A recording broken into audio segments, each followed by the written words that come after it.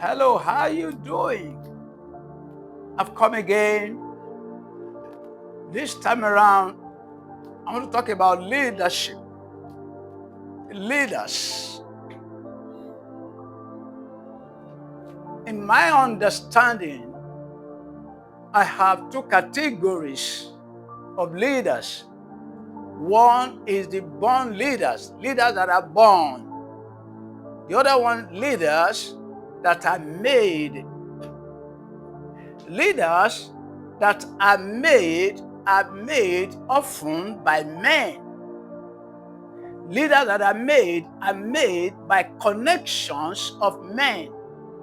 Leaders that are made through money.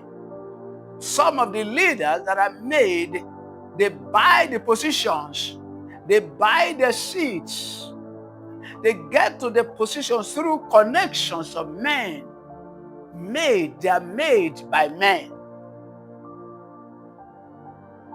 Now, leaders that are made by men, as far as God is concerned, they are not the perfect will of God, but rather they are what I call the permissive will of God. Like saying, all right, that is the one you want, that is the leader you want, that is the man you want there, that is the person you want there. All right, go ahead, have your way. There are cases like that, even in the Bible. And in the secular world, it is common, especially in Africa. Yes, where leaders spend money to get a position, to get a seat, thereby manipulating the people. They hinder the people from getting the right leadership that they want, that they desire. In some parts of Africa, let me say, votes don't count where we talk about democracy. If there is anything like that in Africa, if there is anything like democracy in Africa. But leaders that are born, they are the perfect will of God. You know what? These leaders that are born, they have the instinct of leaders right from the wombs of their mothers. The trait of leadership is there with them. Go and pray, you discover that it will be revealed that this person is the right one for this position. Consult any oracle, you will get the truth that he or she is the one that is meant for that position. But you know what? Most times, leaders that are made, they manipulate the systems and make sure that they get the positions and debar leaders that are born from getting the rightful positions. Let me begin with Abraham in the Bible.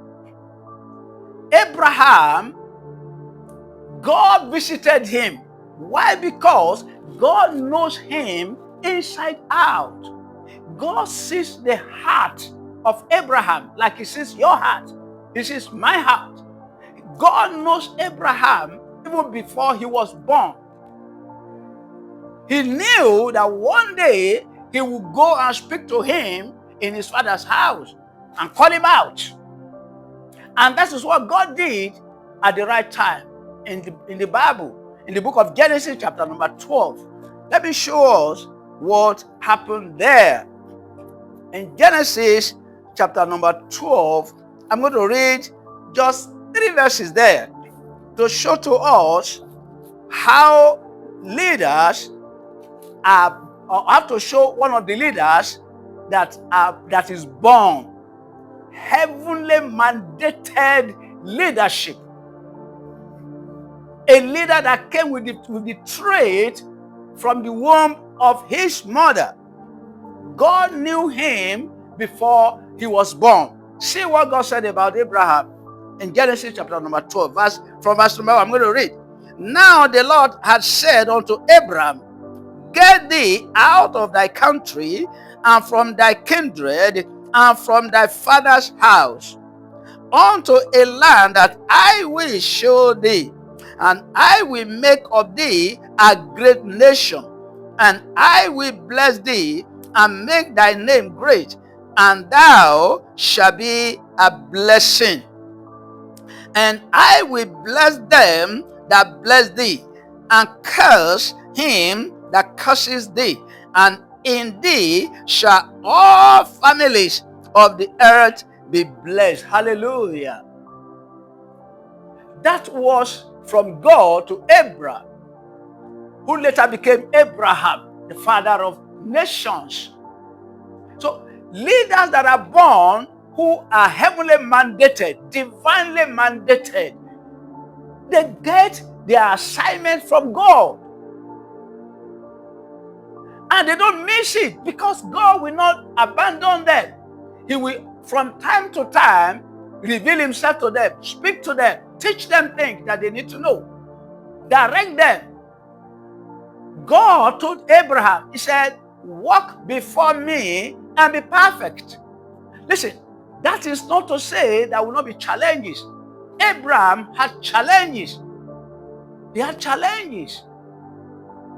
But one good thing is that he has been ordained from heaven to lead nations, to be the father of nations, that through him, families of the earth will be blessed. Born a leader that's born. Now, let's move a little further to 1 Samuel chapter number 8, talking about Saul and Israel. The people of Israel at a time, they demanded for a king. They asked Samuel, give us a king who will lead us like other nations into war. We need a king. We need a king. Give us a king. Give us a king. And Samuel, the prophet of God, went to God. Listen, hear what they are saying. And God said to Samuel, don't worry. Give them a king. But tell them who the king will be, the character of the king. They say, we don't care. We don't care. Just give us we want a king. We want a king. Give us a king. And God said, okay, give them a king. And a king was given to them. Permissive will of God. Permissive. Saul, being the first king in Israel, the decision to make him the king was not the perfect will of God. Mind you, it wasn't the perfect will of God. It was in chapter 10 of 1 Samuel in the Bible that Saul was anointed eventually. But he was not among the leaders that were born. Permissive. Maybe you didn't know, as a political leader in any part of the world, political leaders are meant to be servants of God. You know why? God raised people to lead his own people. God's own people are those in that your country that you are leading. The people of that country, they are God's own people. What makes them God's people? God created them in his own image and after his likeness. He put the soul in them. He's their owner. He's their creator, their maker. He owns these people. And he raises you. He ordains you to be their leader. Now, let's see the leadership of Saul and the leadership of David. David, as a little boy, the last son of his family, among 8 of them who are boys, is the last son. He was on the field tending goats and sheep. Little boy. And Saul has been a king over the years, leading the army of Israel. But you know what? While David was on the field God was training him, unknown to his father, to his parents, to his siblings. God was training him, empowering him, encouraging him. So much that even lions came to devour the goats and the sheep that he was tending. David grabbed the lion and tore the lion.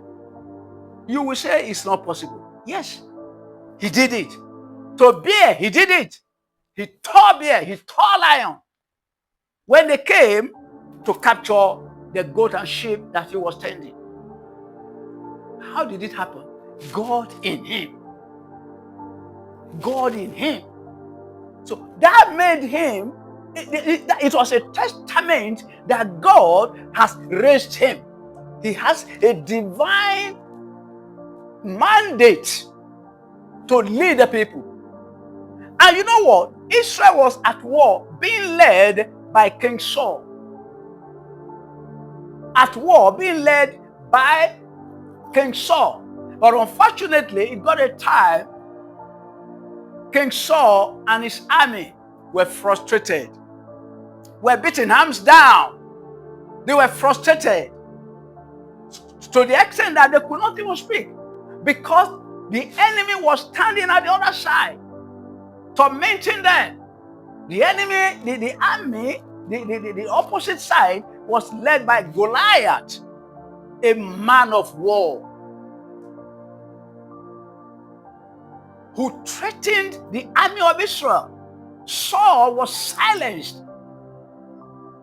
And you know what? David was sent by his father to go and visit. Just go and visit your brothers who are at war. Bring report to me. Let's know what's happening to them. Let's know what's happening to the army of God. What's going on? He went with bread, with wine and whatever to hand over to them. Before you know it, he joined the army. He led the army. He told Saul, I will confront this man, Goliath. What will you do for anyone that will kill Goliath and bring his head to you? Oh, he promised him a lot of things. And to God be the glory. Because he is not a man made by any man. He is not a leader made through connections of any man or through money. He succeeded because God has been in him, has been with him right from his childhood, that has been tending goats and sheep on the field. That same God was with him, and he declared, I'm going to confront Goliath. And he did. He did, and made sure that he killed Goliath, and the rest of his army disappeared. They ran away. A little boy. A little boy. Why? Because God was with him. God has ordained him. Political leaders in any part of the world where you find yourself, it's unknown to you that you are doing the work of God. God raised you. If it is true that God raised you to take care of God's own people. But unfortunately, we have leaders who don't care about their people. Why? Why must you be careless about the people of God?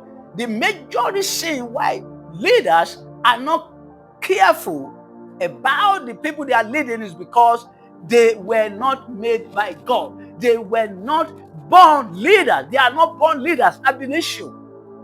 They made themselves. Or some people gather themselves together and say, this is the person we want, against the wish of the generality of the people. They manipulate elections. They manipulate the source of elections. They manipulate the people. They manipulate the systems and ensure they get to that position. Such leaders can never succeed because they lack credibility. They lack recognition. They lack acceptance. No matter what you do, if you are in that category of leaders, you can't succeed because you have stolen the mandate. You stole the mandate. You won't know what to do with power. You have no compassion enough to know what to do.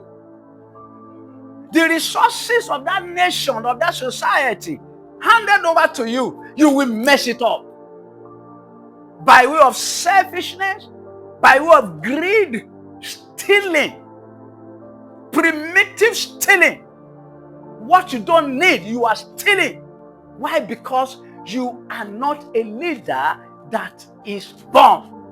You are made by men around you. You corrupt the system. You manipulate the systems and fix yourself as the leader. You can't succeed. It can't work because God is not with you.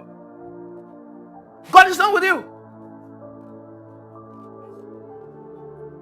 If God is with you, if God was with you, I can assure you, you will succeed.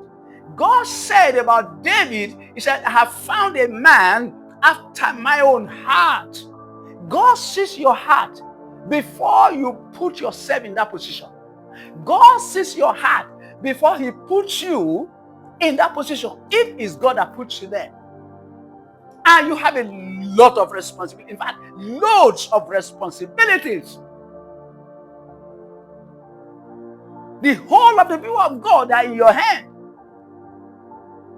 And the major assignment in your hand concerning these people is to protect their lives and their property. Are you doing it? Are you doing it? Praise God.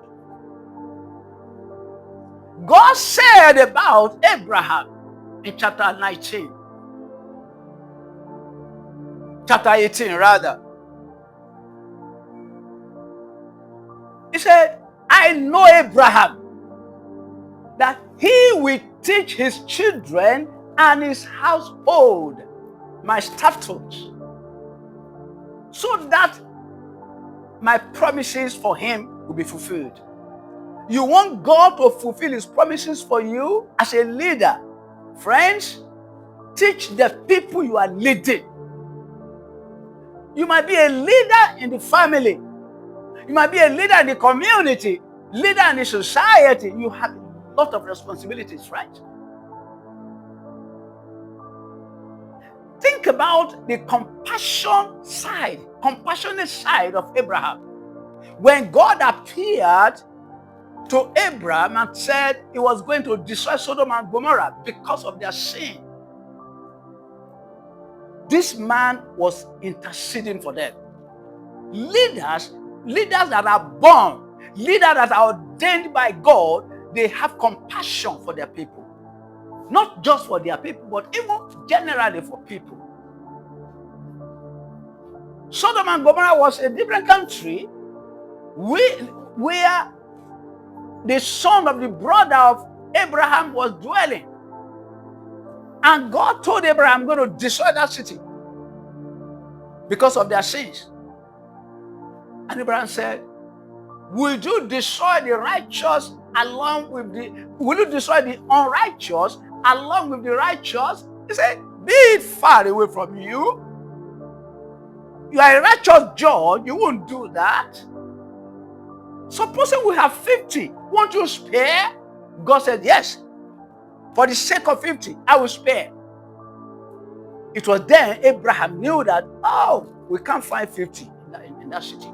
All right, minus 5. Let's say 45. Won't you spare? I will spare for the sake of 45. Abraham was stunned. Okay, give me a little chance. For the sake of 40, for the sake of 30, for the sake of 20, for the sake of 10. Do you know what? We could not find 10 in the whole of Sodom and Gomorrah. Not 10. It's so pathetic. But Abraham, as a leader who has a mandate from heaven, was interceding because he had compassion for his people. God does not joke with his people. I could remember some years ago, precisely in 1993, we had an election in my country, Nigeria. The presidential election in particular. That election was manipulated. Then came crisis, trouble. all over the places. And I heard the voice of God. He said, there will be no war because of the elect. Oh, really? I looked around and I discovered that there's no one close to me that could have spoken that to me. And I said, yes, this is the voice of God. I ran to a corner. Maybe I will hear more, but I didn't hear any further. What am I saying here? God does not joke with his people. Where God has his own people, he spares the rest of them. For the sake of the elect in Nigeria, my country, God has preserved this country. Or let me say, those years from 1993 down to this time, yes, we have crises, we have troubles, insecurity, challenges, and all of that, economic trouble, all of that. But there is no war we can say that we can call war that is, maybe intertribal war, civil war, or war between our nation and another nation. We have not come to that. And I pray we won't come to that. Because of the elect, God does not joke with his people. He doesn't joke with his people. And I'm telling you that God preserves Nigeria till today. God does not permit war in this country called Nigeria simply because of his own people, the elect.